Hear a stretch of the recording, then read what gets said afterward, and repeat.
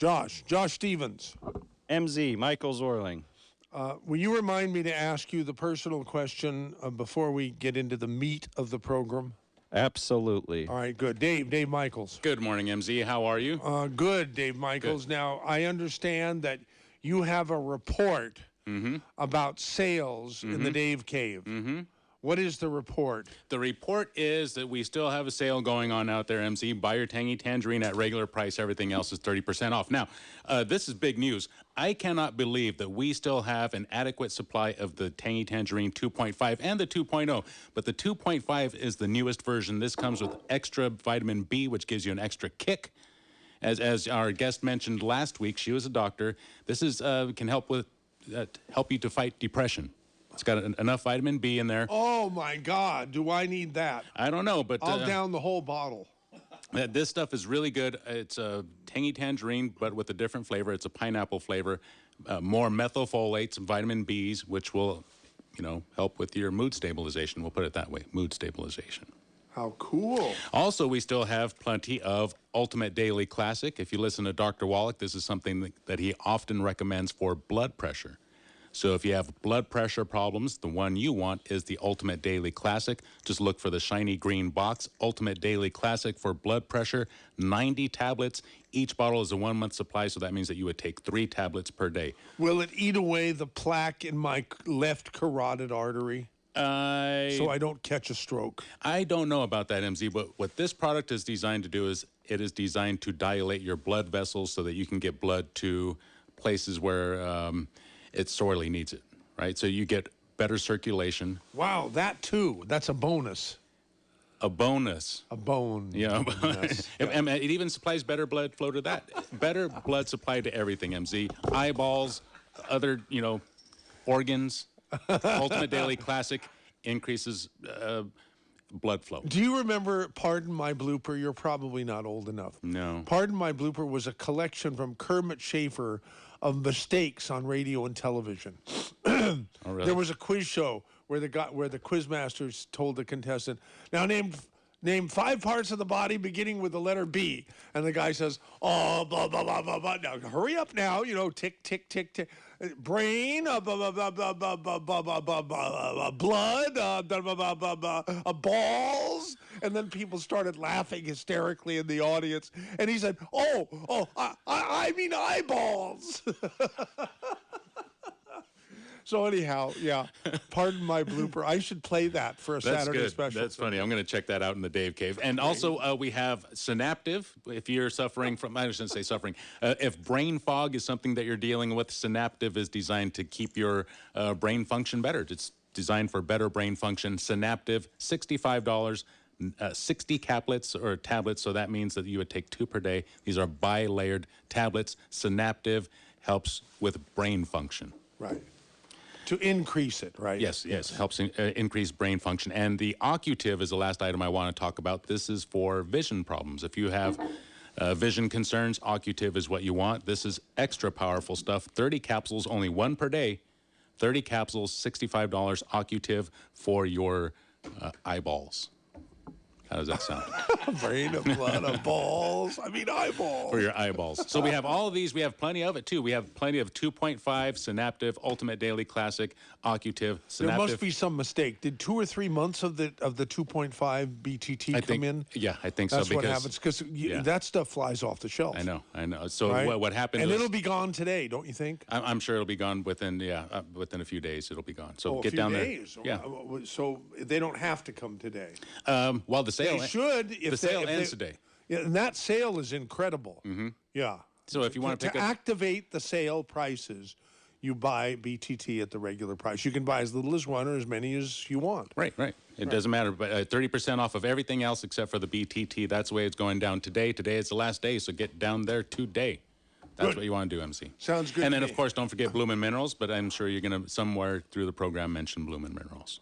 We sure will, because we have the Bloomin' Mineral King. The king of Bloomin' Minerals. On the radio with us today. All right. Yeah, this is good. Thank you, Dave. I'll be out there. I'm out there every Saturday from 10 to 2, and if you can't make it down there, be sure to log on to KSCOhealth.com. Or call 218-KSCO. In area 831. Okay, great. Thank you very much, Dave Michaels. Now, Josh Stevens. MZ. May I ask you a personal question? Fire away. Have you ever been addicted to anything? Yes, Radio. a little bit, but I'd say my phone more than anything. Oh, yeah? Yes, hands down, my phone. And why might you ask? Because one time I was goofing off here during the Rush Limbaugh time slot. Rosie called me out on it, and then I was like, okay, that's a problem. So I downgraded to a basic Nokia phone, one of the most modern basic ones. Had that for like half a year, and then learned to curb it. That helped a lot. It also really You showed, dealt with it. You decided that it was a problem, and you dealt with it. yeah, namely because I value job security. But Sounds cool to me. But yes, also because it was viewed as a problem at that point. And not to mention, like, you just go to any random restaurant and you will see just a whole wave of blue screens and not people picking up their forks. And letting knives. their food get cold. Yep. Refusal to engage in the art I see. of fine masticating. All right. It's a good thing to do it multiple times a day.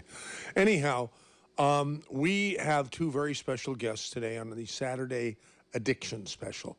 So stay with us, and we hope you will enjoy the program, which starts in 3, 2, 1. Take it. Good morning, a brighter day is here. Good morning, may we bring you cheer. We've got time, we've got tunes, we've got time, tunes, and temperature. Get up and go, it's today, you know, on KSCO Radio. Good morning, everybody who is listening. And good morning to everybody who isn't listening. Welcome to hour number 1 of the KSCO Saturday Special on your favorite radio station with your, like to think, favorite host, but probably isn't the case, poor old beleaguered MZ on the hour, on the air for a couple hours. Stay with us, okay? Good morning, now stay right here on KSCO Radio.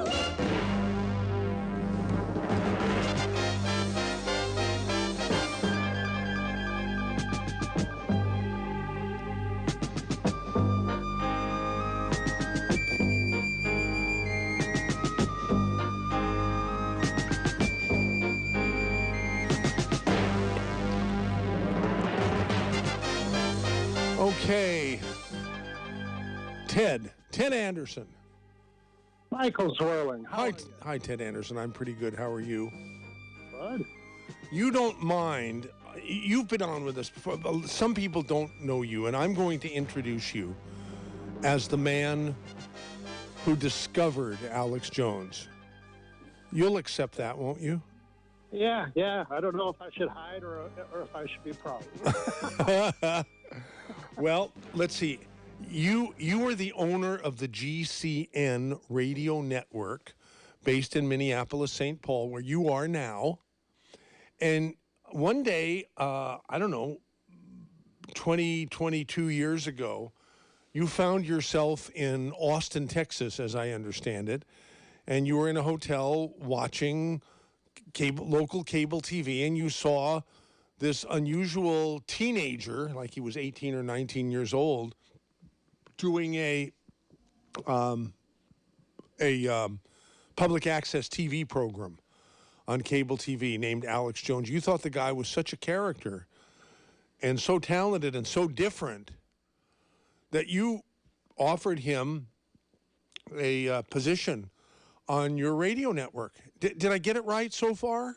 Well, I mean, I can tell you, you got one part right. I found Alex Jones, but actually I found him through another network that was failing. Alex was doing some part-time work with that network, and the network was falling apart. He ended up coming to the Genesis Communications Network and wanting a job. And you're right, he had an access cable show, and he also was working at a local radio station. And, he just had such a passion and desire to do radio. He couldn't get enough of it. It just always was in his veins, flowing. It just had this energy. And it was amazing what kind of a crowd this guy could gather. It was just, shows that were mediocre at best would have a guest like Alex Jones on, and all of a sudden the phones would light up and everybody wants to talk.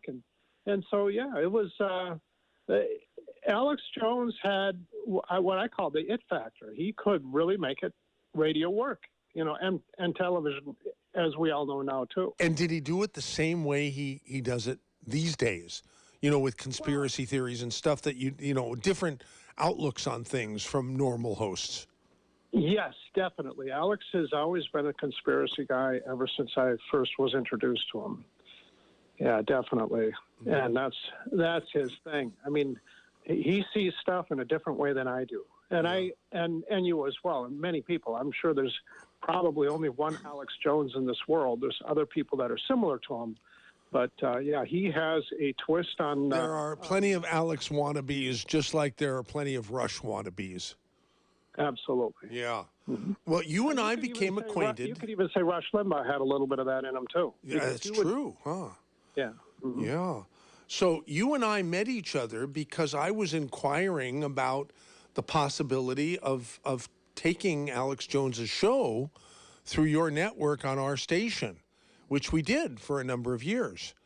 And one thing led to another, and you and Alex both found out about the somewhat innovative way that we fund KSCO and make it the unique radio station that it is. There's no such thing even to this day, even less so every day, that there are stations around the country that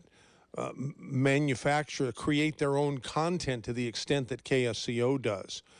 And that's because we've had this other source of income besides the standard income, which is radio, advertising from radio advertisers. So you and I became acquainted, and Alex came on as he had already been a guest on the Saturday Special at least a couple times in the previous 10 years. So I know exactly what you have just said was indeed true and very, very true. I knew he had his own show, but had never listened to it before. So anyhow, you and I became really good friends, and that continues to this day. And as I've gotten to know you, one of the most amazing things that I've learned about you is that you are a recovered, do I say recovered or do I say recovering alcoholic? Some people like to use that recovered word. You're talking about drinking and drugs. Yeah. Were you into drugs or just alcohol? When I was really flowing into that particular part of my life, it was very difficult to get alcohol, but really easy to get drugs. So I would have to say I was probably on something every day, but most of the time it was not alcohol. It was, more of a weekend binge thing or something sometimes during the week, because you had to have a ID to walk into a liquor store and buy. So you're talking about before the age of 21, right? Oh, yeah. I was 16 turning 17 years old when they locked me up. So Locked you up? Oh, yeah. Yeah, twice. Wow. And look what you made of yourself. Since you're like a serial entrepreneur, just like I am, maybe more so, because you're very much into having your own business and businesses and being entrepreneurial and not, well, anyhow. So knowing that about your past and having wanted to do a Saturday Special about dependence and alcohol, 12-step and so forth, it occurred to me that you would be an ideal guest. Another person who's been on the Saturday Special before is our good friend Duffy, who is here. Welcome back to KSCO, Duffy. You're on every day in your commercials, and you have prevailed upon me that it's an important service that KSCO can provide to have programs on dependence, which you don't hear about very much in talk radio. Am I right? No, not at all. No, I'm not right, or I am right. No, you're 100% right because to be honest, I feel that the whole addiction process and the solution process essentially are being swept under the carpet, which I don't know, is a bit troubling to me. You know. Well, it wasn't swept under the carpet for you. Tell your story briefly. You've been free or clean, I guess is the word, for what, over 20 years now, or? Yeah, I just celebrated 21 plus years clean and sober. April 7th, 2000 is my clean date. And thank goodness for the gift of desperation, you know? And so one of the things that I had to do, okay, there's 3 key words I want to get out. One is a desire to stop using, okay? I had to have the desire, okay? The other key word, willingness, okay? I needed to make some changes, and I needed to become willing to, help myself, you know? One of the problems is that, you know, it's so frustrating. This whole addiction thing is, you know, getting people to become willingness. Now, the other key part of my recovery was I had to do footwork. In other words, you have to, you know, march myself to these, recovery-oriented solutions. And so... Is that like an AA meeting, Alcoholics Anonymous, or what? That's correct. Okay. What I'm trying to do, though, as you know, I'm a traditionalist, okay, and so one of the things I try and do is stay within the traditions of the founding, the formulation of this process. So one of the traditions is to not promote it, but base it in attraction rather than promotion. And so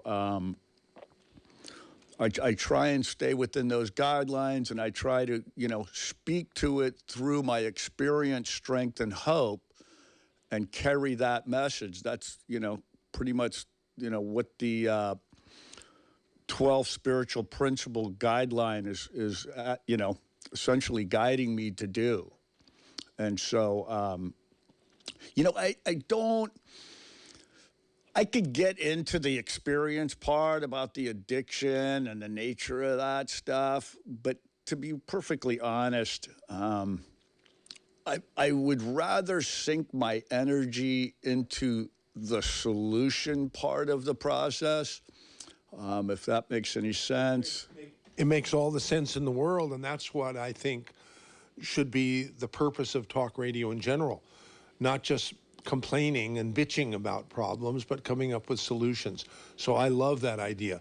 Okay, Ted Anderson, give us your story. I mean, do you know what your clean date is? Everybody, I get the feeling that people know that. Do you? Yeah, it's kind of a marker that you hold on to. I think most people that are in recovery do.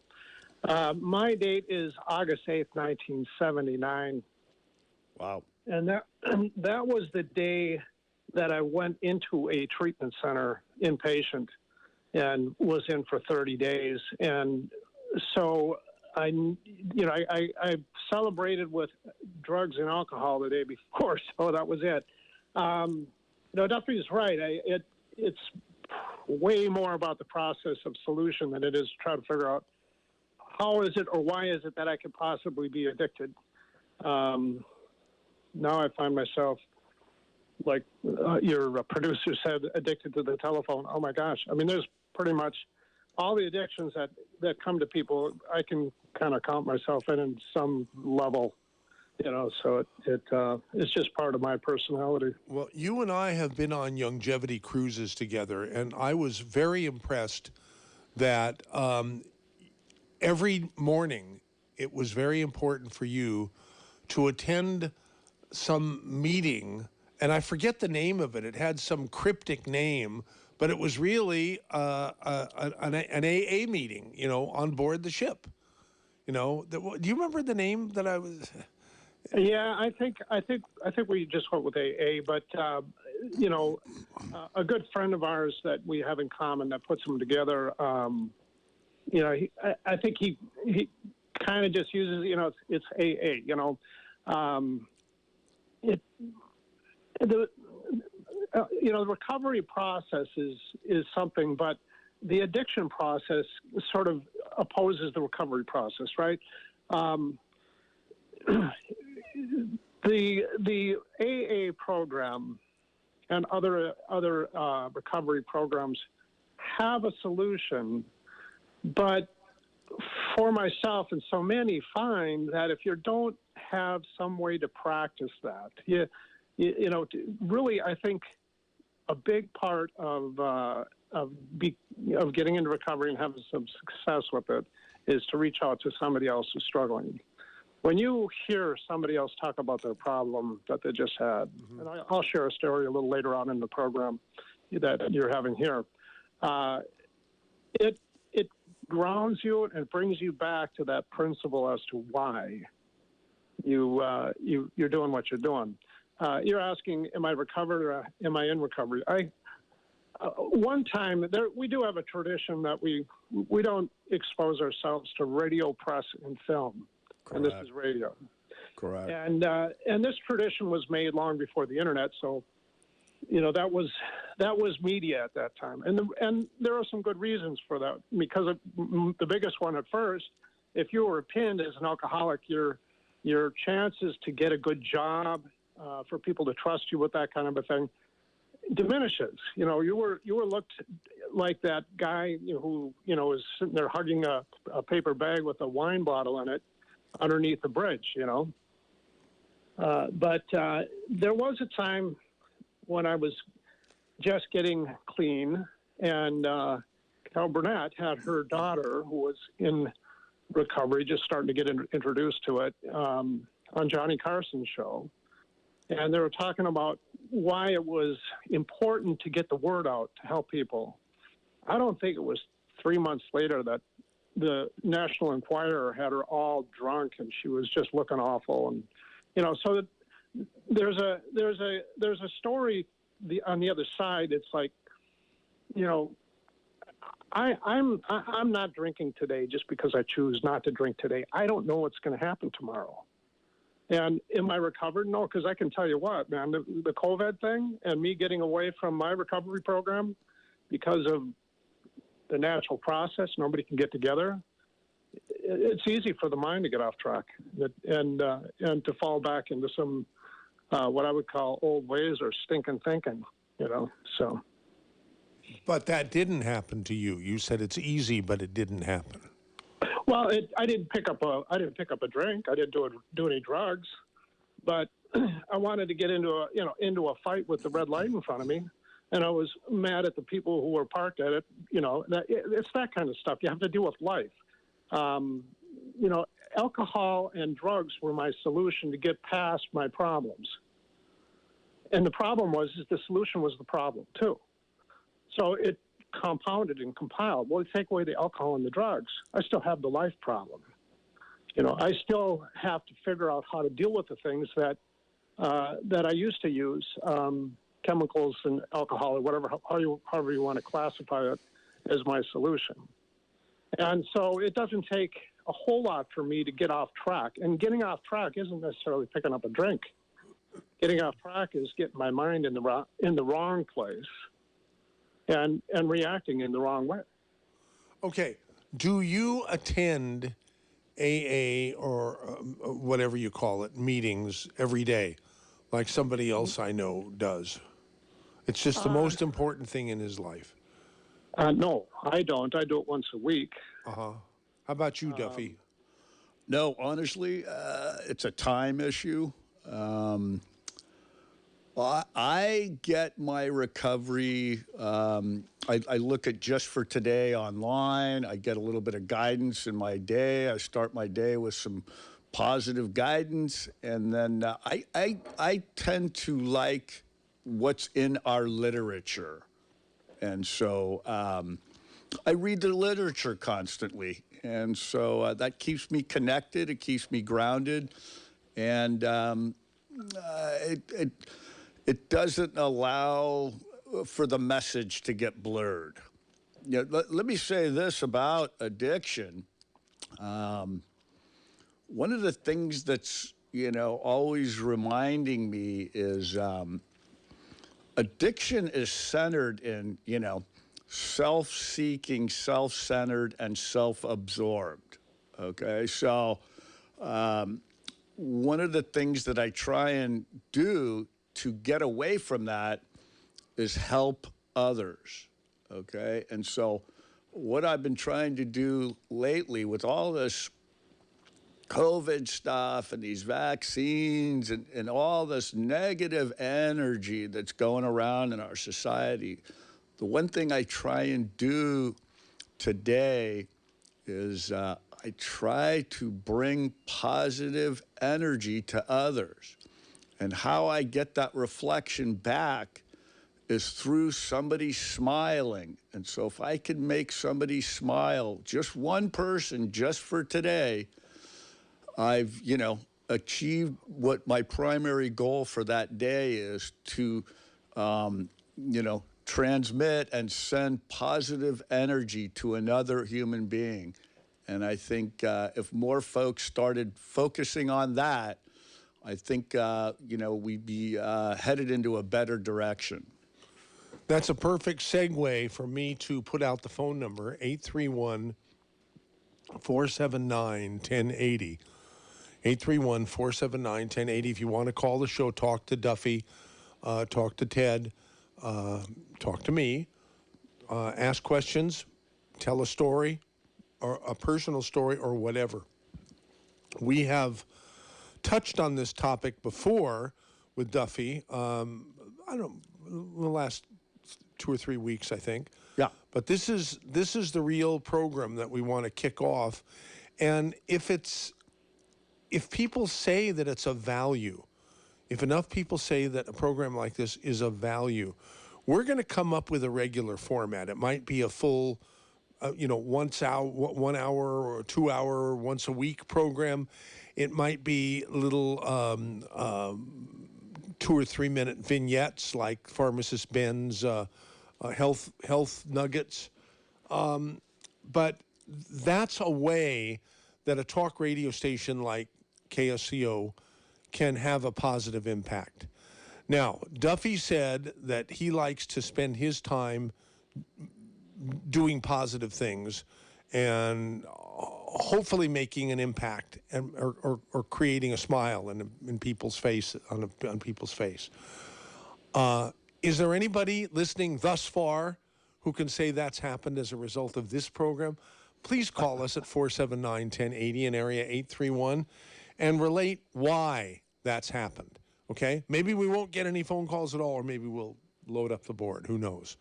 But we want to hear from you, 831-479-1080. You can also email me, mz@ksco.com, and participate in the program that way. Looks like we have one caller. Looks like we have 2 callers, 3 callers. So that's good. All right. It looks like we're touching nerves a little bit out there.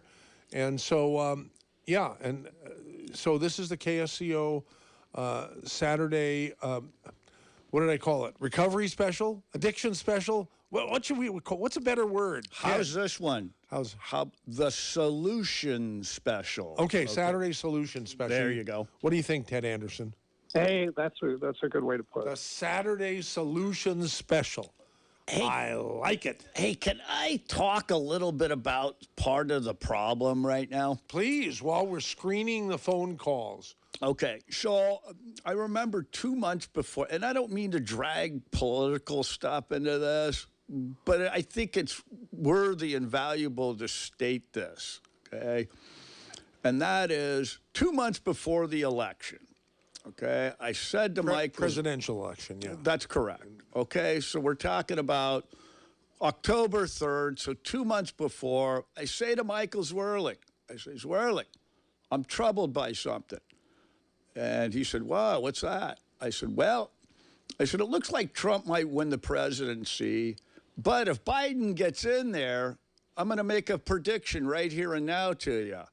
And that is, if he gets in there, if Joe Biden gets in there and he begins practicing these policies that he's setting forth and he starts opening up the borders, guess what? I guarantee you're going to see a huge, problem with overdose and, overdoses and deaths because of this policy, this open border policy.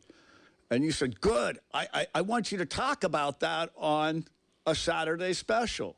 So that's precisely, and I just wanted to ask you, do you remember me saying that to you? Yes, of course. Yeah, exactly. So that's why I bring that up, is that, It's exactly what's happened. What do you think, Ted Anderson? Do you have anything to remark about that?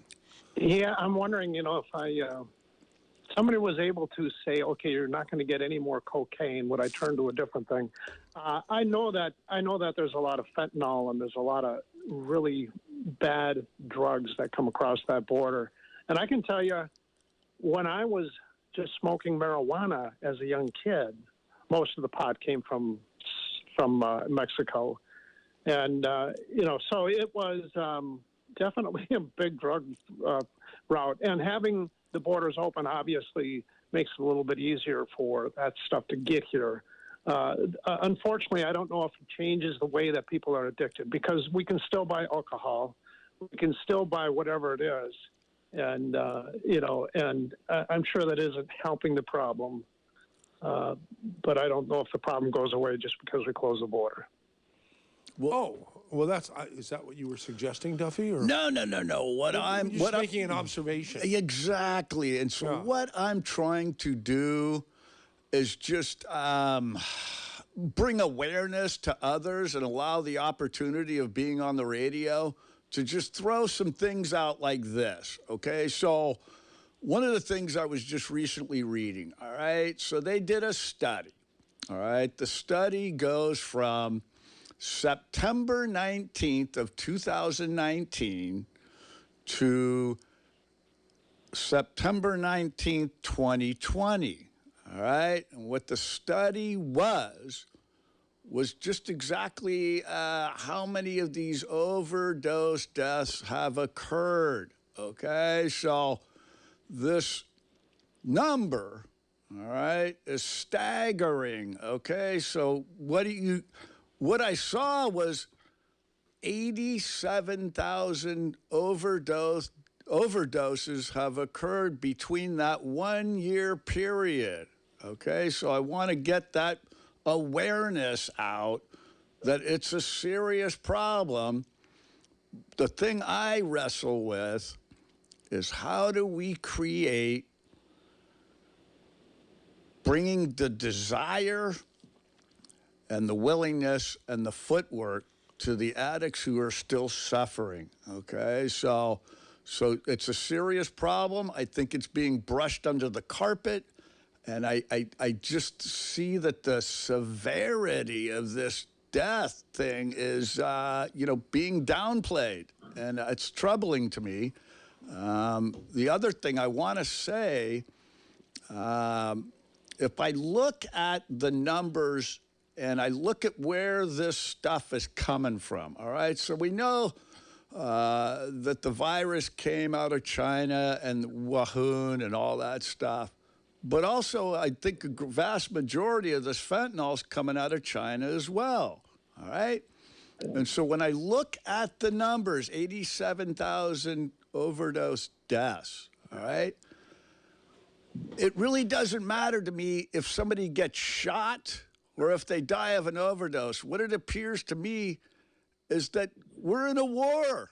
And the war is they're taking advantage of these addiction in this country, and I consider what they're doing, what China's doing, an act of war. Okay, and so until people start to view it as that, you know, we're downplaying the severity of it. And I truly believe that, you know, I want to get into the solution part of reducing the demand, because if the demand slows up, that means those people have to go elsewhere, or it shuts down their whole economic part of the, you know, process. And the other part is, you know, I'm troubled by the amount of U.S. dollars going into these drug cartels. I want to know who's laundering their money. I want to know where this money's being laundered, who's involved with the banking system, and just exactly, because this is all dark money. It's not taxed. It's not being, you know, it's all being put offshores and offshore banks. And I want to know the people involved and who's doing this money laundering for these cartels. Okay, so those are the kinds of things that I'm trying to follow and study. At the same time, trying to come up with solutions on how to reduce the demand. Maybe that can happen if we go to some callers. Sure. All right, so let's go to our first caller, James in Seacliff, about AA. James, you're on KSCO with Duffy and Ted and MZ. Thanks, MZ, for the show. I get 33 years in recovery. And, you know, Duffy and this other gentleman, they need to realize that the opium epidemic started here in the United States. Heroin's been around for centuries. But Purdue, the company, right, is the one that said OxyContins are addictive. And of course, some of them go to jail. But don't blame Mexico or China. Blame the United States. We are powerless over people, places, and things.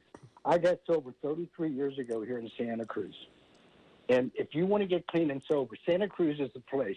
You got Janus, you got New Life Center, you got the camp, on and on and on.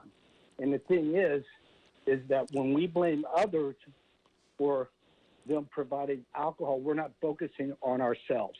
When we blame others for bringing drugs into this country, we are not blaming ourselves. We are not taking responsibility for how this has been. For years, they put people in jail for smoking marijuana. Now we see that it's a lifesaver for a lot of people. It's a medication. I remember when I first started smoking pot, it was a medication so I could deal with my attention deficit disorder. But like all things stimulants, eventually they turn against you. But as far as I remember in the teachings is that we don't come on radio, we have anonymity, we don't blame other people for our condition. And so, you know, for you guys to jump all over China and Mexico, you're missing the point. You're missing the point. There was addictions way, way, way before Joe Biden came into office. It tripled under Trump. You said the borders were closed under Trump. I don't think so. You know, so yeah, it's a situation that through the power, and the 12-step program should be realized that this is a spiritual program. It's a spiritual program. It's not an intellectual program. You know, once you have been given the gift of that compulsion release from you, then you can go on with your life without addiction. So, and like I said, in Santa Cruz, I got clean and sober down on Washington Street. And how I got clean and sober, instead of going to the VFW, because I'm a combat veteran, every day I'd start my day with a meeting at 8 o'clock. Then at noon, instead of having a beer at the VFW, I'd go to Washington Street. At 5 o'clock, I would go to Washington Street. So my day was consistent with AA. Then I went to school up in... What is Washington Street, James? Is that some sort of a facility? That was AA's headquarters. That was the main... Here in Santa Cruz. Okay, all right. At Washington, it's down there where Cahill used to have this dress shop. Right at the end of the wharf, right next to the liquor store. So a lot of good recovery came through there. And so for people in this county that want recovery, it is here. It is here. It is here. It is here. You have to reach out. You have to reach out and say, I can't do this anymore. I can't drink. I can't snort cocaine. I can't smoke pot. I can't do whatever. But, you know, to blame it on China, come on. To blame it on Mexico, come on. That's Well, like saying, were you blaming it on China? I don't- Absolutely not. Absolutely So not. maybe stated James and Seacliff misunderstood you. Well, no. Here's what I want to restate. Okay, I want to restate my position was that I was trying to bring a little bit of awareness of to where the actual stuff is coming from. Throw out some, realistic numbers, and then trying to diminish that here through recovery process, okay? I'm not here to blame anybody, okay? What I'm trying to do is stay in the solution. And, sure, we've got, all this stuff. And you hit the nail on the head, James. I agree with you that, it really relies in, the willingness of the addict individual to ask for help, And so, but let me ask you, James, do you have any good ideas on how to, let's just say we want to go down to River Street and Highway 1 and go talk to some of those folks, those addicts that are still suffering. What would be your solution on how to go about that? well, first thing I would do, I would take the literature from the program. That you said that. That's how I got my recovery. It's that I read the big book. I read the big book about my condition. And you really have to, because when I first came in, Duffy, I didn't hear very good, and I didn't read very good, and I didn't act very good. Because I was pissed because I didn't want to get clean and sober. I was 37 years old, and I'd done really well for myself. I was one of those guys that hit a high bottom. But what I'm saying is about those poor individuals down there, that is such a big situation. It's like overpowering. We don't have enough New Life centers. We don't have enough camps. We don't have enough Janus facilities. That's what we need. We need to go down there and say, if you're tired of living in squalor, and if you're tired of having to run to the dope man in the morning so you're sick, we have the solution. I personally believe that once those people around Highway 1, they get arrested sooner or later for theft or whatever, they end up in the county jail, then out at the farm. That's where we start the rehab program. We tell them, you can be released, but you have to go through the following things. We teach them in classes, and once they spend their time, then we take them and put them in like a dorm for students, so they don't reappear on the streets and have to steal to get their drugs. It's James. a long process. Yeah, James. Ted wants to ask you a question. Go ahead, Ted. Are you guys doing meetings at the jail? For me, not.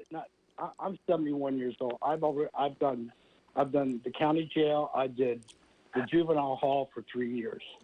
Okay. Yeah. I have been in service ever since I got clean and sober. But my service now is feeding. I volunteer at a food pantry. That's what I do in service. Well, and prior to COVID, we were doing meetings in the jails here in Minneapolis. In Hastings, we have county jail, and we had them there. And they also have a detox center over there, which they since closed. Man, it was like I would have to say our success rate had to be way less than 1% there. It was, but I'm not saying it was worth it, because where the success was for us, we'd go in there, we'd hear their stories, come back out and go, whew, thank God I know right now. May I say this? Go ahead, Duffy. yes, sir. First of all, thank you for your insight and your wonderful teachings that you're speaking of, James. Thank you very much. I appreciate that. And thank you for your service. okay? One thing is, we keep what we have only by giving it away. And so by giving it away, that's what helps us stay in the solution. So, but I got to say, all right, this is my opinion. This is my solution to the current problem that's going on across the country, okay? This is where I come from. I try and develop practical solutions. And so here's what I'm thinking, all right? I ask myself, is there any difference between educating young adults and educating addictive adults? Here's where I think with direction that would be adequately suitable currently. So right now, all of our schools are all closed down. It's empty space not being utilized. They were built, the infrastructure's already there. It's there. Why not make the most of what we got? Let's turn some of these classrooms into bedrooms, okay? Get these people off the street. Turn the gymnasiums into a 12-step information recovery solution-oriented area. We could social distance in there. All the infrastructure's already there. You won't need any permitting or anything like that. We definitely can see that it would help addicts at least get them out of that dangerous situation. I mean, it's a disaster waiting to happen. There's, people out there drinking and stuff right alongside the highway. I could think of a million other places that. It's heartbreaking. It's heartbreaking. Exactly, brother.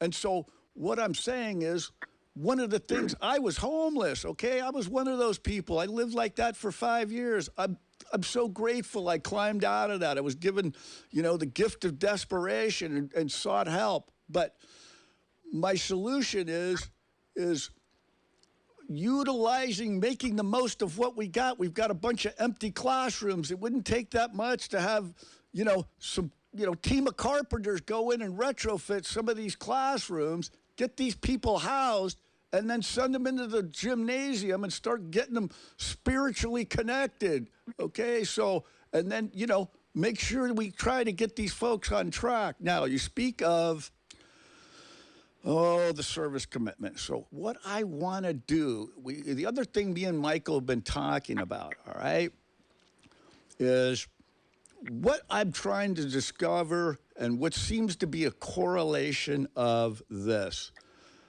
These medical minerals, okay? So one of the behavioral parts we're seeing is the fact that people are suffering from a deficiency of minerals, which is causing this irrational behavioral part. What I want to do as part of the service commitment at these, gymnasiums and such, is begin to serve longevity minerals and at least get these minerals into these folks' bodies to begin to repair cognitives. You just heard Dave Michaels talking about, I forget the name. Anyway, that helps that whole process. Once these people begin to start to feel good because they're now getting the proper minerals that's being, the mineral deficiency, it'll start to begin them to, think better and think more rational. And so those are parts of my solution. It's interesting and how. that's part of my solution. I drink tangerine every day, and there's been 4 or 5 members that I sponsor that I got them on it. Right. And one Duffy and one, and I don't make this stuff. I don't have to. I'm a true member of AA. I met this gentleman when he got out of the psychiatric ward down there on SoCal Avenue. Right. I brought him to my house because he was a family member, and I started him on tangerine. And eventually, within 30 days, he was back to normal. There you go. Understand what I'm saying? That's precisely my point. That's precisely my point. And so let me ask, James, you hit the nail on the head. Let me ask you something, okay? In your mind, do you think there was a positive reaction? Do you think that this medical minerals created cognitive repair and helped this guy get on track and thinking correctly? Not only him, but me too. I started Me too, drinking yeah. candy maybe 7 Wait a minute. years ago. Both of you guys were recovered, and you have, clean dates that are a long, long time ago. Yeah. But you're saying that I don't mean for this to turn this into a longevity commercial, but it's sort of happening. No, I know. Yeah. It's happening naturally, and Totally. Ted's got a story that I know about if he feels like telling it. Sure. If they told me when I got to AA after I surrendered to the program and to the teachings, after I So did I kill it in time, Josh Stevens, or did you? The unfortunate thing, James, is that, and James is on hold now. We'll put him back on because he just didn't realize, because everybody else, on social media can say bleep with impunity. But you can't do it when you're on radio. On radio, and that's not right because it should be the same. We should have the same rules that everybody has, but we don't. But anyhow, Ted, do you feel like do you have any kind of a longevity story that you want to relate? I know the one about for years before you were on anti-acid reflux things that suddenly was not necessary anymore or something, right? Yeah, there's definitely a connection to mental health and the minerals, just like these guys are talking about. But I got recovered long before I ever met Doc. I mean, it was right years and years. I took the brand Prilosec. And then I had the doctor prescribe something because the insurance was paying for it. So I took a I don't know, what do they call it, a blocker of some sort. Anyways, for the acid. Yeah. Yeah, because I had acid reflux every day. Omeprazole is the generic drug that I am familiar with.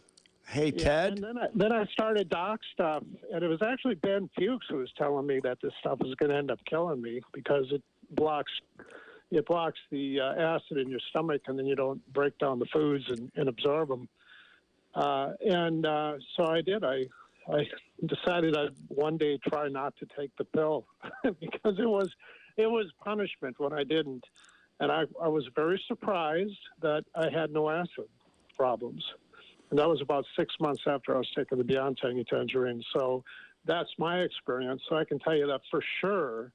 One of the things that happened that was very positive about meeting Dr. Wallach and following his idea about minerals is acid reflux went away completely. Every now and then, if I really do the wrong thing in a big way, I can feel it for maybe an hour. But that's like maybe once every 3 years if I try something stupid. Wow. Hey, Ted. Yeah. I got a question for you. Would you agree? 15 seconds. Oh, yeah, we have, we're going to coming up with the news. Why don't you hold it? Yeah, Duffy? I'll leave that after. Yeah, Hold that. Okay. Today, we're expecting the mid-70s at most tonight, mid-40s, upper 70s by Sunday, lower 70s by Monday, and cooling down by Tuesday, mid-60s at most. Time now for the Saturday special on KSCO. It sounded like you had 3 more words, but I guess you didn't. Nope. Well, that was 5 more words, so that's okay, I guess. Dave Michaels, you're back. Good morning, MZ. Another Yeah. report. How's biz? First hour's been great, MZ, and that's fortunate for us, but unfortunate if you want to get your hands on something like the Tangy Tangerine or whatever it is that you want. You got to get there as fast as you can because today has been great, and that means that there's less and less product to select from. So if you want to make sure that you get the stuff that you want, get down there as soon as you can. I'll be out there till 2 p.m. today, every Saturday. 10 a.m. And there is only 30 seconds from here, and Duffy has something to add. I always wanted to compliment both of you guys. Dave Michaels, I admire and love your passion that you put into this. Thank you. the thing is it falls under the same principle as 12-step stuff in terms of helping others. And I truly believe that the same principle is happening with, these minerals that we're trying to help others, create healthy bodies. You know, Duffy, that is a perfect segue into what I want to talk about next, and that is helping people to get healthy and earning some extra cash while you do it. So if you want to learn how to start your own home-based business, Duffy, where you can help people, they'll call you up, you can help them out and help yourself out, help your family out by starting a home-based business. You can do it with longevity.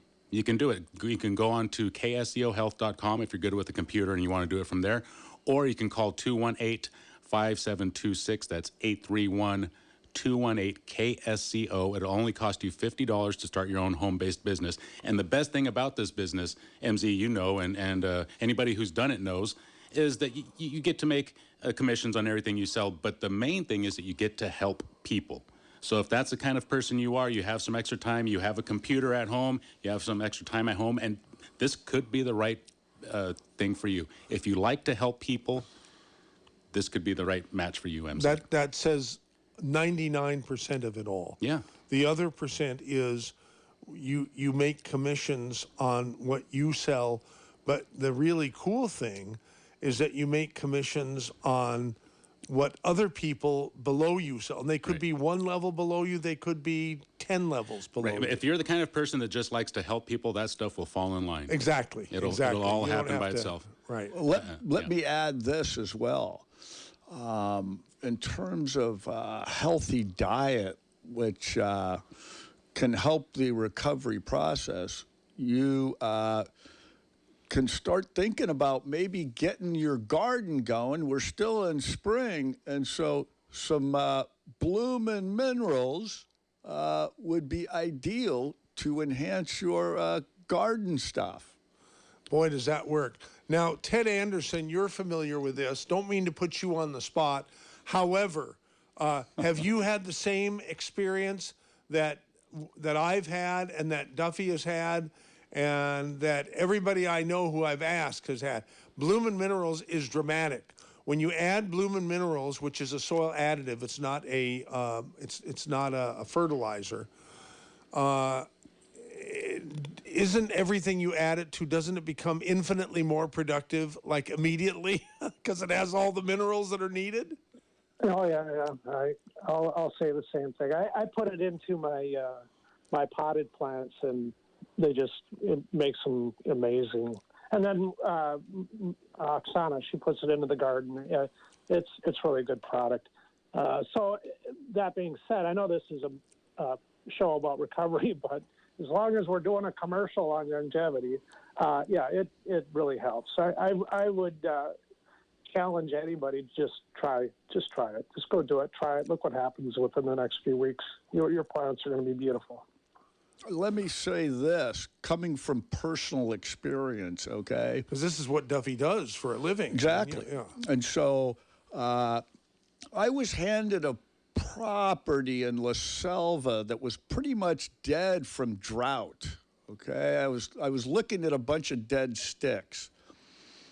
I put this Bloomin' Minerals into the grape orchard and the roses and all the fruit trees. The next season, the whole grape vineyard started producing grapes, which had never even happened. We thought the grapes were ornamental set of grapes. So that's how truly this. Now, in terms of the roses grew so big and beautiful and bright that the stems couldn't even hold them up. They were dangling. They were falling on the ground. Holy cow. Duffy, hold on right there, because I need to head out to the Dave Cave. So I just want to remind people that I'm out there every Saturday from 10 to 2. And if you can't make it down there, call 831-218-KSCO. Or if you want to log on and check things out visually, go to KSCOhealth.com. Any one of those ways will work, MZ. I think it's time for the Hour 2 opening. You're absolutely right, See you guys. Dave Michaels. Thank you, and Dave. Here we go with that. Oh, hello, darling. I hate to hang up on your butt. I'm sorry, baby, but I have to go. It's time for that wonderful record show. I'd love to visit, but you'll have to call back. KSCO has the inside track. Would you like to benefit from KSCO having the inside track? Well, you can. All you have to do is stay tuned. Do that. Yes, you'll be happy you did. I'm sorry, baby, but I really gotta go to KSCO Radio. Bye. Now, if we don't have a full board of callers, it's pretty damn close. We might have space for one more, but yeah, Flinks, Tammy, Westside Al, Steve, we're going to get to you very shortly here, but I promised we would finish up with James and Seacliff. So let's do that right now. James, you finish up, please. Yeah. Okay. Only other thing I would have to say is that if we stay in the solution, that is our only way, our only salvation is to stay in the solution. Stay in the And solution. Okay, good. And Duffy agrees with that too, don't you? I agree with that 100%, you know, and And go ahead, James. one of the things that I've noticed when I would sponsor juveniles, and sometimes even when they're 21, they're juvenile. You understand what I'm saying? But what happened is that their families would get involved. And then we find out the family history. So what I'm getting around to, President Biden, Hunter is in recovery. So we have the president's ear about this recovery thing because his family went through it. When your family goes through it, then you understand how it can either be devastating or it can be a blessing like it has been in my life and Duffy's life and that gentleman in Minnesota.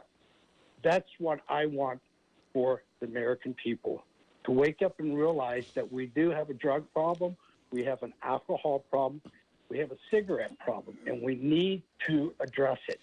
Amen. Thank you, James in Seacliff, for your great call to the Saturday special. Okay, Thank now you, Mike. you bet. Our next caller will be Tammy in San Jose. Thank you for waiting over 36 minutes. Tammy, you're on. Hi, how are you? Okay, good, Tammy. Hope you are too. Thank you. I want to tell you one of the main things that in my experience I've learned. I usually learn things the hard way, unfortunately, but maybe that can shift too. So the people that we hang out with, the people some of us can. My picker's kind of broken.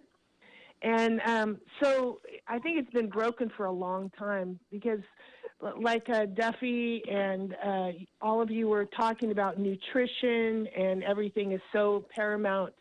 In there's so many different intricate elements that go into this. And I wanted to share something. In 2018, it was right around when the fires were raging in North and South of California. I hit a bottom that was unbelievable, and I was just ready. I wanted to go into treatment. So here in Santa Clara County, the only women's detox, that's available is at Mariposa Lodge on Metcalf Road. That's the only one, to my knowledge, that exists in Santa Clara County.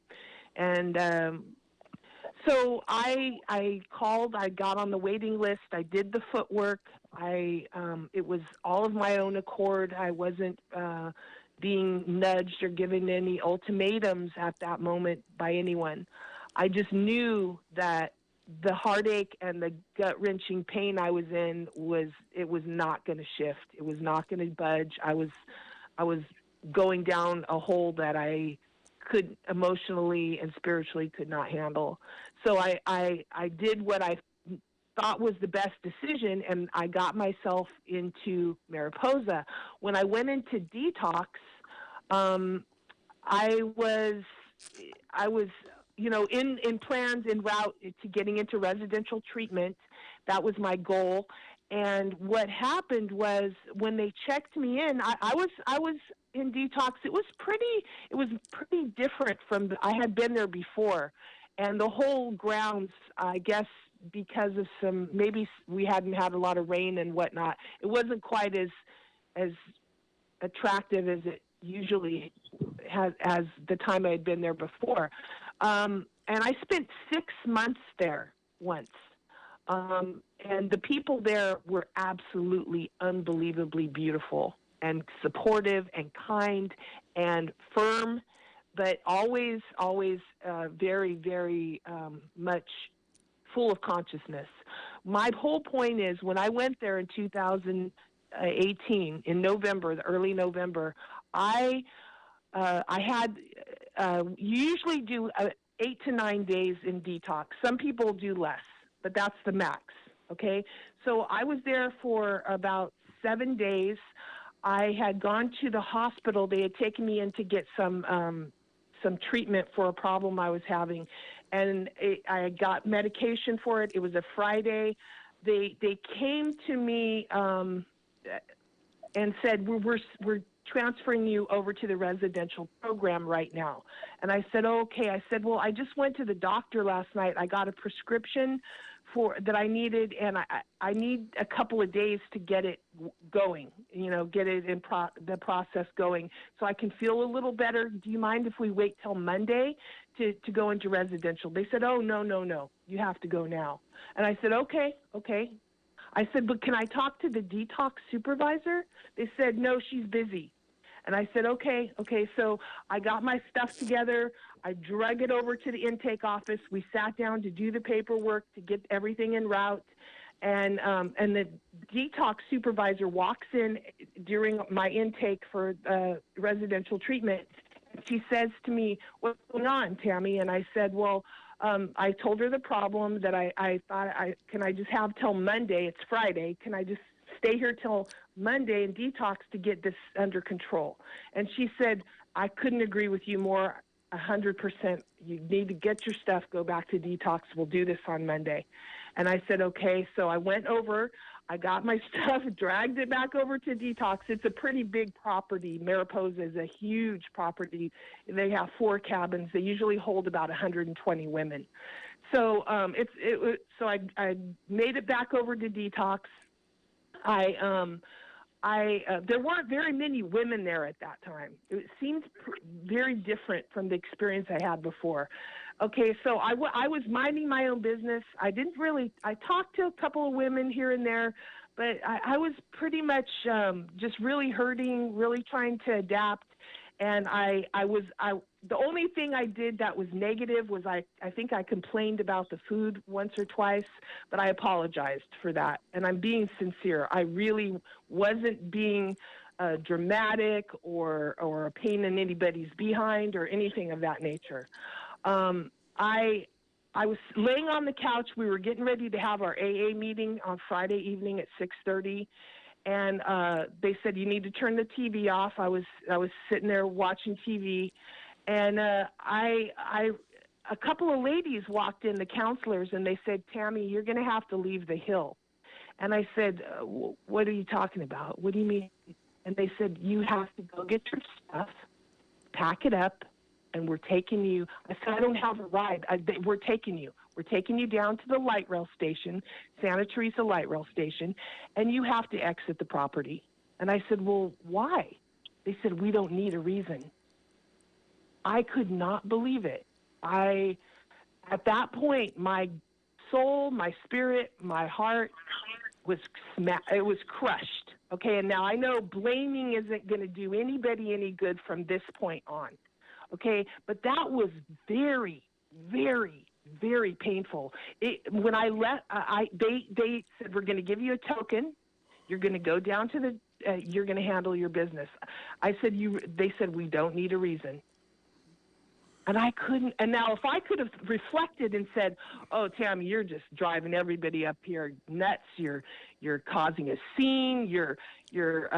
Maybe you brought some drugs there, or tried to drink some mouthwash, or anything, or you're constantly asking. I don't know anything. If I could think of one single thing that I could have done to cause that, I would not be on this radio station, which I absolutely love telling you this.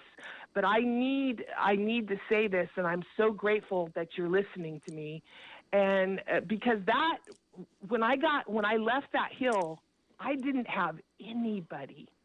And when I say anybody, I mean it. Okay, my family had cut ties with me. Okay, and that was like the last straw, especially because. Well, what's your situation now? Real quick. They thought I left.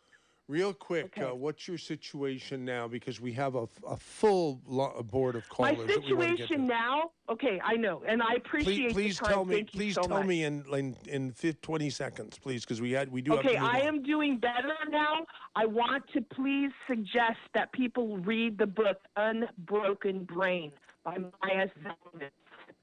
Svalati. I don't have the correct pronunciation, but it's called Unbroken Brain. Please find that book. It's blue.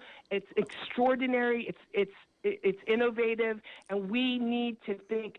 We need to use critical thinking to have new solutions, and we have to remember everybody has a different path. Thank you, Tammy. There is no Appreciate one way to recovery. And all the best to you in the future. Here, Flinks, you've been waiting 45 minutes. Thank you.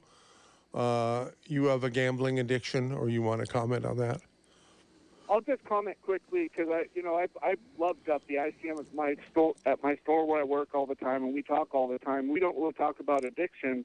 We talk about baseball and stuff, and he hits the nail on the head with this self-absorption, selfishness. That's what addiction is. Like when someone's talking like they are, like these people we've had on so far, and me, even I'll do it. I'll get into this thing where I'm talking about myself, my pain, my whatever.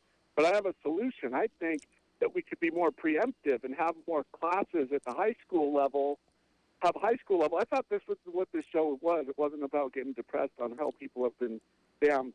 But I think if you had something at the high school level, I think they do it now, but it's not as much of a class. I think they could get into what are the signs of that you're falling into this descent. What are these things that you could get into that could cause you problems with people that you meet without being judgmental to the kids, because teenagers can be very sensitive to being judgmental towards them and accusing them of things. So it would be a delicate class. But what do you think, Duffy, of having like a class? And I'll take your answer off the air.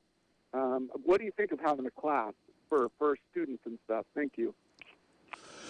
Well, let me just say this about addiction, okay? I want to make a word very clear, okay? One of the problems that I faced once I got clean, all right? My addiction, here's the word, manifesting in other areas of my life, okay? Manifestation of addiction is underlying. You don't even see it. You don't even recognize it. All of a sudden, you're blindsided by it.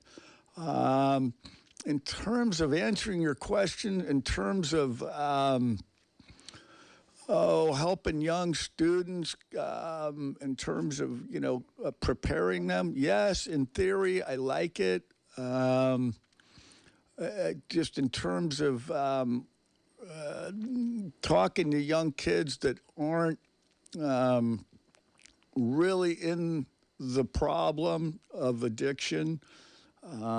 I don't know as if it would bring enough value to preemptively, like you say, to make them aware. The one thing I want to talk about is what Tammy touched on, okay? And that is how much disturbance, distraction, and chaos addiction is causing in the family unit.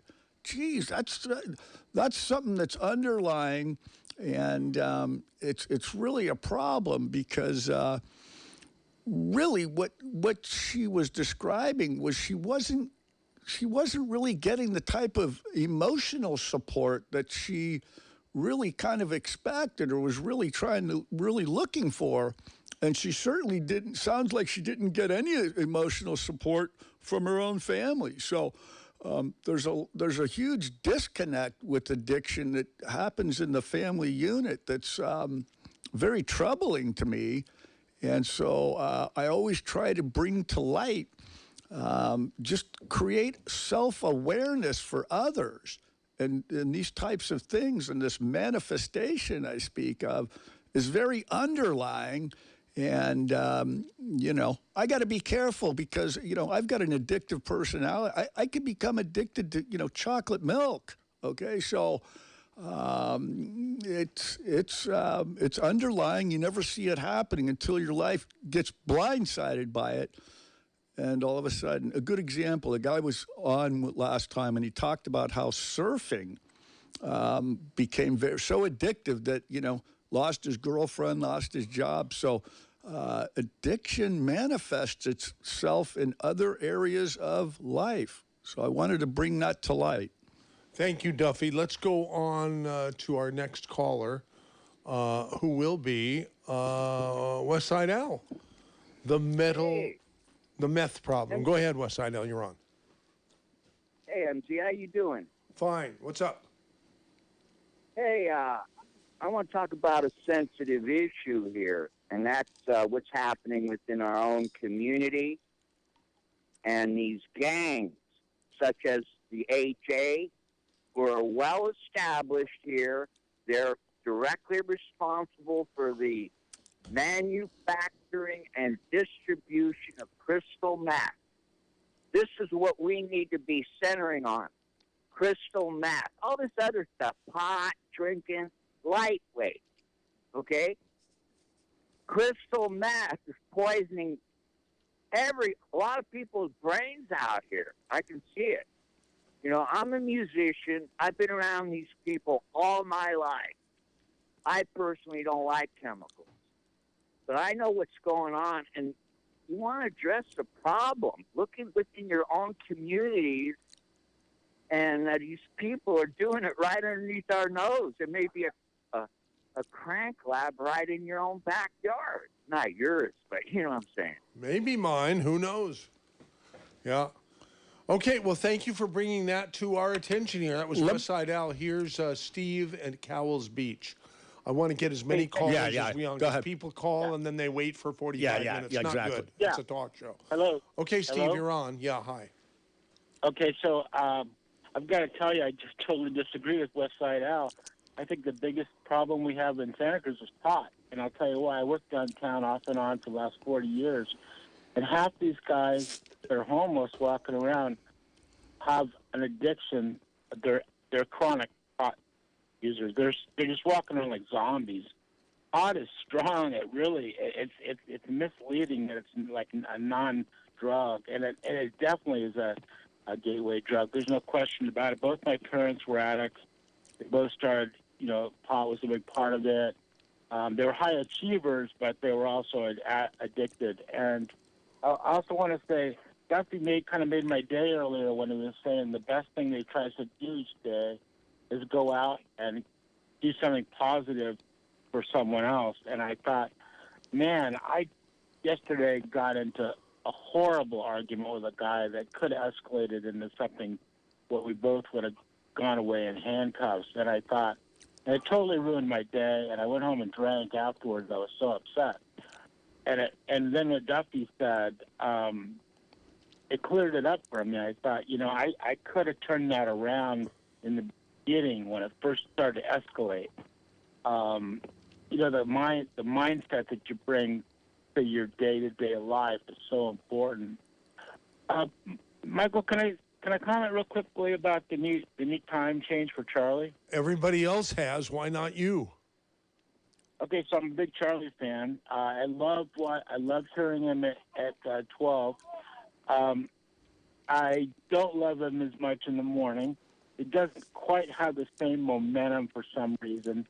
I was wondering if there's any way to get a syndicated show in there for 3 hours. I like Buck Sexton's a guy that I like a lot, but there's a few others that you've mentioned. I can even deal with Alex Jones, I guess. But I like the contrast of the more polished, syndicated show that moves quickly and has a little more international feel to it than the homespun feeling of Charlie's fits perfect in the afternoon. I guess that's pretty much it. Thank you, guys. Okay, yeah, thank you, Steve, for commenting. Let's go to our next caller. BC, clean for 24 years. Hey, BC, you're on KSCO. And by the way, we have lines open at 831-479-1080 and email open at mz@ksco.com. But go ahead, BC, you're on. Oh, okay. Hey, MZ, I met you a few weeks ago on the clip with Dr. Future and his wife, and he said call in, and I Oh, good. And, Yeah. Great. Anyhow, and Duffy, I know you. I'm a contractor in town, and I also do landscaping, too. And I'm a real estate agent. But anyway, in the old days, when you get clean and sober, the police would pull you over, for whatever, or, take you off the street for loitering or whatever you're doing, and that's how they'd sort you out. They would put you in jail. If you start to wiggle around too much, they know you're strung out. They get you your meds and try and get you in a program, or, if you actually have mental problems, then you can get your, medication for that, or if you're a guy who lost his job and his wife, well, then they get a job rehab, revocation, and that's how they used to sort you out. And now we don't do that. They're allowed to steal $900 worth of anything, and they let them out immediately. Is that everywhere or just in San Francisco? No, in Santa Cruz. Wow. That's in Santa Cruz. And I'll tell you what helped me get clean was having 7 years over my head and no program to go to. And if I did it again, I go to jail for 7 years. And yeah, that certainly helps with my bottom. And now they don't. In other words, we're enabling all these people. You can't give addicts needles and not expect more people to come here. Right, ridiculous. yeah, the needle exchange program, yeah. Hey, you got to be able to arrest people for stealing.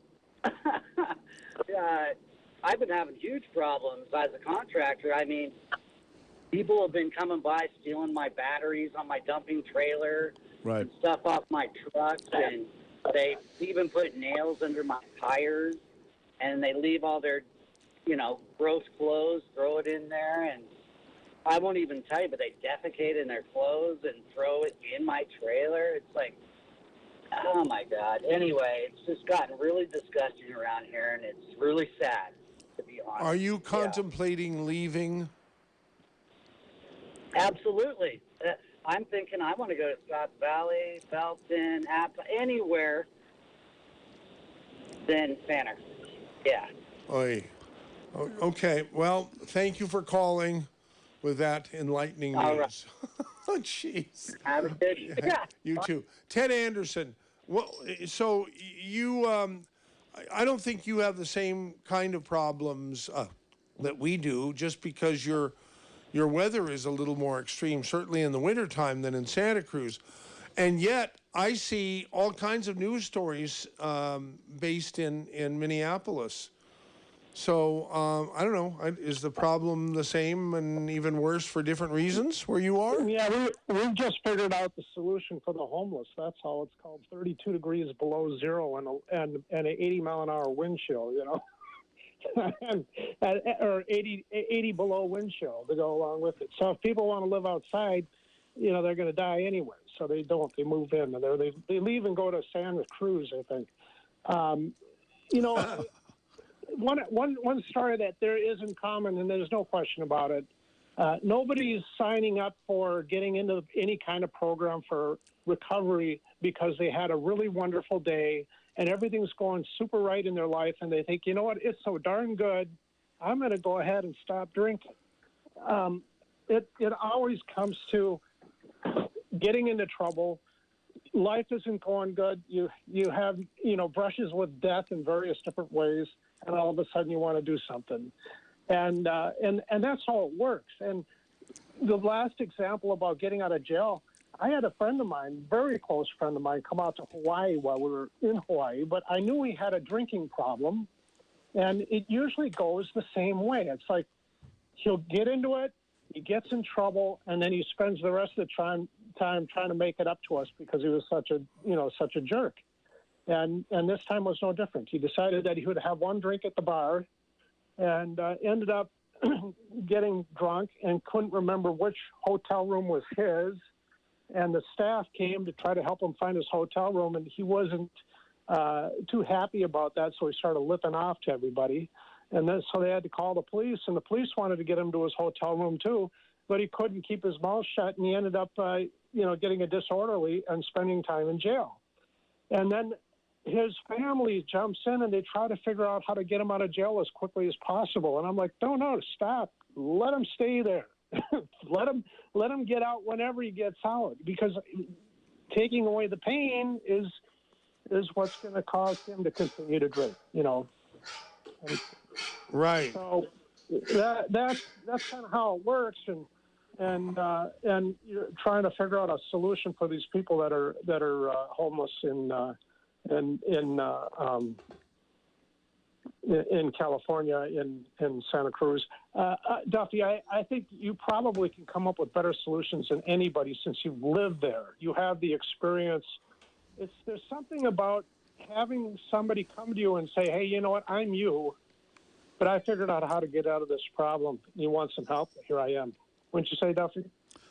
Exactly right, bro. Look, I hit such a low bottom. Think about this, all right? I spent 5 years living in those same kind of conditions that those folks are. So I have feeling and compassion and emotion of what those people are going through, okay? The one common thing that they have is they are spiritually bankrupted, okay? I was suffering from spiritually being bankrupted, and I was masking it, my loneliness, okay? And so by connecting with others and creating a support group really helped me stay clean. The other thing that, I want to touch on is, when I got to the camp, okay, all these people were complaining.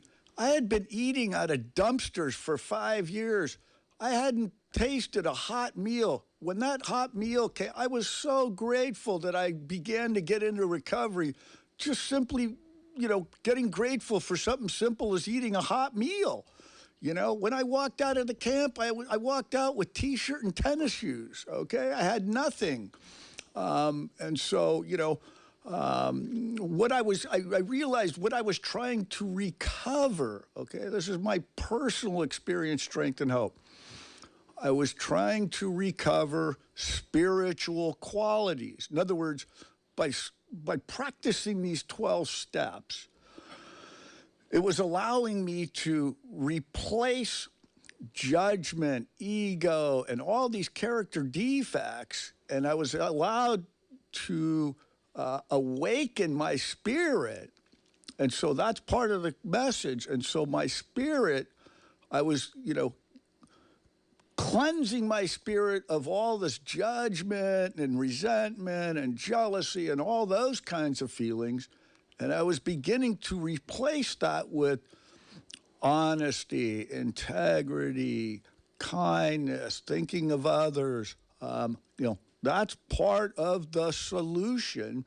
And, having one of the really huge values in, what I realized is there's huge value in a support group. Once you get out of those rehabs, what do you do next, And I was very fortunate. I got into a sober living environment, okay? I spent 15 years. These are, transitional housing, okay? I actually, rode the bus with a weed eater and chainsaw to get started. I had no license. I'm trying to, enlighten folks on, the process of climbing out of this addiction was, incredibly, difficult. So, part of the solution is getting people detoxed and then get them spiritually connected so they can stay on track, okay? Part of the problem is you go back to this old behavioral thinking pattern and you're right back in it, you're right back in the camp, So I always try to sink my energy today into thinking positively and thinking of solution rather than staying in the problem. I try not to sink too much energy in the problem. I try and sink my energy in a direction of solution. And so one of the things that I, always look at and stuff like that is, how can I be in the solution today? Okay. The other thing I try and do is, when I walked out of the camp, okay, these 3 things helped me tremendously, okay? The 3 questions my counselor said, he goes, Duffy, I want to see you at meetings, and all I care about, okay, I just want you to repeat these 3 things to me when I see you at meetings. Am I being honest? What are my motives? And how does it serve my recovery, okay? And so, just saying how does it serve my recovery is so powerful to me. My body just flared up with goosebumps. That's how powerful that is, and how much I value that today, and how much I value a support group to continue this process of recovery and staying into the solution. So I hope those, things I mentioned, help people get into the solution and stay on track. Okay, Duffy, thank you. Tony in Live Oak, our good friend Tony, wants to talk with Ted. So let's arrange that. Tony, here is Ted. Well, the reason I call late, and hi, MZ, is that I like to hear what other people are talking about, and I've got comments on several things. But the first thing was the blooming minerals. I bought some just to have in my car to give to people who I knew would like to put up flowers and things. And my barber has 9 acres out on Branson 40 Road. And I gave her a cup of this stuff for some of her potted plants. And I dropped some, and her cats ran over and ate it. Ate the blooming minerals. So that tells you that they're definitely not fertilizer, because they don't eat fertilizer, but they eat stuff that's good nutrition.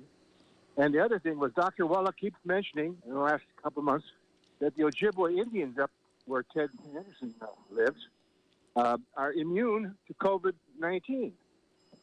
And I wonder if you could verify that. They eat this wild rice for the last 400 years, and they're totally gluten-free. So he feels if you're gluten-free, you're immune to any problem with coronavirus. Tony, I only can talk about my own experience, because Doc has talked to me personally about the Indians, and that's up on the Red Lake Reservation up there, and that they're not eating the fried bread like they do down here. Right. Okay. I did a lot of traveling, and I haven't had the COVID, so I don't know if it's the gluten-free thing or what, but I haven't had it, or if I did have it, I didn't know I had it, Can I ask you a question? Did we meet at Kay's Memorial out here I at was the there, radio yes. station? Okay, that's where I met you. did. Thanks. Okay, well, thanks for your program, and then MG, thanks for the program. It's great. Okay, thank you, Tony. All right, here is Nick in Royal Oaks. Nick, you're on. Hey, thanks. A lot of things I've witnessed is like masking of drugs. And I'll start out as a senior in high school. I had a very good observance of things going out to parties, and then when I was working at the Shell station in Aptos, and both mechanics were just stuffing it up their nose and snorting whiskey, and the tow drivers, they were so heavy. And what I've learned about it was things came into the harbor. I've heard it from different angles, and then the supply went to San Jose, and it came back different. Like I've seen sheriffs say, they're getting close to me, whatever side that can be. It was tricky. It's an illusion coming in, a masking of how they're going to get away and mix in. The thing about crank was, it really was like a gas additive. And when we got EPAs just laying it out on thick, how are we decipher anything? The guy sits behind a bulletproof desk. Your friends dealt to you. They dealt to me, and we can't call them friends because they need help, and it's misdirected. And we gotta start observing these things in that direction. That Ramsey Park. The best skater. You don't even tell me how he was taken out. This guy come out from, just the bigger fat guy. He comes in and sits with the beer. These guys, the skaters were all cool with marijuana. But when the beer came in, all of a sudden, it's like there was a little sparkle in that beer, and they can't get enough of it. They do that I've seen them line up for $6 baked potatoes. Like one time, there was a little sparkle added to their sour cream, and for 10 times later, they'll line up because I've done that myself. I've had things from the dentist, and then I'm just searching for it, and I never got it. Every time I did it blow, I knew it was bad, and I was gone before a first gram. So I was only disappointed I didn't take it to the doctor and get it analyzed, because what I got was so spike sickening, and how things get along that way is terrible story. So thank you, Duffy, for your story. And Ted, thank you. I've talked to you with Alex Jones once, and I just come out heavy like this. MZ? Yeah. Thanks. And that marijuana and alcohol, it does slow down, and it does really change things. It's a poison, and you just it's the gusto of recovery. Hey, so this is Duffy. So you're describing the problem, okay? So may I ask you, what in your mind would be the solution, okay? Well, the clear environment and the pace of making good decisions, because you're away from, in adolescence, and you get the kids, they're just running around out here, and then they're coming out saying, don't tell. Their whole life is don't tell, don't say anything, It's not like that. Okay. There's a generation gap, and Nick, thank you for calling. It is an important issue, and we can, without them, we could probably go without a catalytic converter. Hey, Michael. Okay. Michael, just by the way, obviously you asked about Minnesota and would we have the problems we have if we didn't have drinking. I mean, George Floyd, if he wasn't doing drugs, more than likely he wouldn't have died. I'm not trying to pick sides right now, but this other kid that just got shot by the woman, and when she grabbed the gun by mistake, then the taser. Yeah. Same thing. You remove alcohol and drugs from those situations, problems seem to go away. Exactly. All you got to do is just ask yourself the question: was there drugs and alcohol involved? Exactly, and that's along the line. It always seems like there is. And you know what? If you were to go back and look at most of these shooting deaths and a lot of this stuff, if you go to the core of it, it all starts with, addiction-related scenarios. And so if these guys were right with their mind, body, and soul, the cops would never get called out in the first place. Let's just take that whole thing with Floyd. Look, this whole thing starts with a fake $20 bill, and look at what happens. It totally escalates into billions of dollars worth of property damage over a fake 20. But it starts, the core problem was, infested in this whole addiction problem. So, until we start to focus on that part of it, this addiction part, and begin to get people into the solution, we're going to continue to have, problems like this. I've always wanted to say this on the air, okay? My heart and soul go out to the courage and the effort that law enforcement first responders and the ambulance drivers and the fire department. I always wanted to say on the air, I love these people. I love what these people are doing for our community. You know, they're protecting and serve, and just the courage and the bravery that these people, even, you know, and they start their morning, they put on a badge and a gun and a uniform. My goodness, you know, there's all this, you know, a lot of anxiety today, you know, trying to do that, perform that duty, you know, and it's a deadly task. I mean, you're faced with, you know, split-second decisions. When you pull somebody over, you got no idea whether they're, you know, going to pull a gun. And, you know, if you make the wrong call, you may get yourself shot. So, you know, I just wanted to praise the job that our law enforcement and our, you know, first responders, fire department, ambulance drivers, they're the guys that are seeing this addiction results firsthand. Yeah. Okay. And so, you know, it's really important that I state my position of appreciating what they do for our communities. That's great. I'm happy you did that. And Duffy and Ted, I want to pause for a few minutes here because there's no other callers, and we're pretty much at the end of the program anyhow, but I want to do a promo for 2 KSCO programs that I want to promote here on the Saturday special. Number one is the Michael Harrison rap that we put on. We were like the second affiliate that he had. I think he's got 60 now or something like that. It's a 1-hour program that sort of wraps up all the news events of the previous week. He had me on for a couple of minutes to talk about the other KSCO program that we want to promote here, and that's China Uber Alles. Here, let me play a little clip from that here. Be happy to send them to you, but the Maryland legislature, I'm proud. Oh, passed the well, comprehensive I thought I cued it just right, even but before the nation did it, even though it's on the table for consideration in the Congress.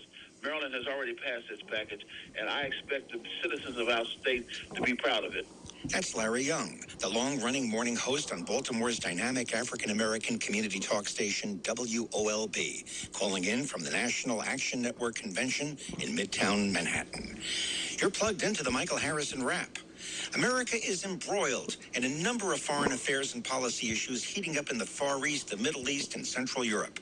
Joining us now is the owner of our Central California Coast flamethrower, KSCO in Santa Cruz, which recently launched a groundbreaking weekly 2-hour program that takes the Chinese communists in Beijing to task. The show's title, China Uber Alles, is a sarcastic play on words that compares the regime running China for the past 71 years to the Nazis that ran Germany during the 30s and 40s. I got to tell you something, MZ. You really put that show, China Uber Alles, on KSCO at the right time. I mean, talk about being ahead of the curve over the past year. I believe consciousness about the problems that we face with China have really gone, you know, mainstream. And how is the show going at this point? A lot of people are complimenting us. I haven't received any complaints at all, not even one. They're all compliments. So I guess that's a good sign, right? There's no question it's a good sign. Yeah, and I'm happy that we have just the absolute perfect team to do this program. A lady who spent her first 30 years on the planet in China, and 10 of those 30 years was as a prisoner in a Chinese labor camp. And another person who is a senior editor for a major publication. And his experience, he was born and raised in China also, and has been in this country for about 20 years, I think. Okay. So, and then we have our Bill Graff, who is our all-around everything. Without him, there's no KSCO because he glues it all together, including on-air talent. We're so proud of this program, and there's nowhere but up to go. Nan Su, who is the senior editor, or a senior editor at the Epoch Times, is the reporter that you were referring to, and he also is very good. He is a native of China. He's a longtime American citizen, and he operates out of the Bay Area, which is kind of adjacent to your Central California coast area. It's only a 30-minute drive for him to come to the radio station, so it's great. And he has a background in radio as well as in print because for a number of years he did a show on San Francisco Chinese radio as a lifeline to the people in China. Now, it's interesting that we mentioned Nan Su and we mentioned the Epoch Times because this past week was the 5th time in the last several years that the Hong Kong office of the Epoch Times has been ransacked by thugs to intimidate them against publishing anti-communist China propaganda, they call it. Of course, the Chinese, the communists call it propaganda. They, of course, are calling it journalism. And these reporters have been arrested. Reporters have been beaten up. And now, for the 5th time, their printing facility was ransacked. During the week that pro-democracy activists are going to be having their moment in court later this week. And, of course, the Epoch Times is going to get the thing up and running again. But there's quite a drama going on. So you're having Nan Su as one of the people, not to mention Amy Howe, who's been in a labor camp and brings tremendous information to the audience. But Nan Su is directly tied in with this ongoing drama that this newspaper, this international newspaper dedicated to providing news beyond what the communists are giving their people in China about China and about communism. I think it's all pretty exciting. So I congratulate you. The show is on every Thursday. Thursday live, 2 to 4 p.m. Pacific. And people can hear it at KSCO. You can hear it live at KSCO.com. You can hear it on demand with excellent show notes. The best show notes I've ever seen written by John T. McCollier, who's our digital in charge of all our digital operations at KSCO and ZBS Radio Network. ChinaUberAllis.com is the website where you can hear all the programs on demand. Within an hour of when they are broadcast live on KSCO. Well, I salute you for being on the cutting edge of real important international political talk radio, and but more interestingly, it's not news to anybody at this point that we're involved with a struggle with China. Well, anyhow, we're getting to the very end. I want to thank Ted Anderson and Duffy for being with us on the Saturday addiction special or recovery special. And that's about it, gang. See you next week. And who knows what the topic will be then.